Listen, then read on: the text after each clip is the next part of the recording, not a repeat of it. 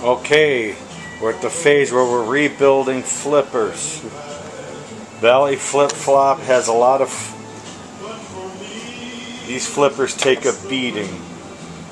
What I do is change this fiber linkage because there's a lot of play in the fiber, which makes a lousy flipper. You can't bounce past because the looseness of the linkage.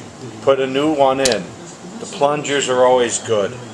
If they're flattened on the bottom, put them on the grinder and level them out, but they're fine. New coil stops. Buy them from Steve Young, Pinball Resource. Put them in. New flipper bushing where the flipper shaft goes through. You want to change these also. They're cheap.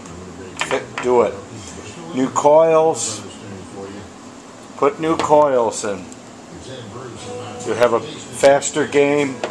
You won't have to worry about troubles. Understroke switches. Here are the understroke switches. My friend Steve Young sells these. Put them in. Because these are 30, 40 years old. So it's time to change them. You'll have a better playing game. Pop bumpers also replace the linkages. I always put new linkages on.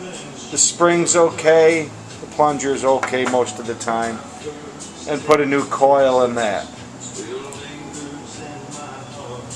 Other parts, kickers, any moving parts on the games, the coil's okay. Change the sleeve and clean it, and that should be fine. Okay, so we'll show you what it looks like later on. Okay, thank you.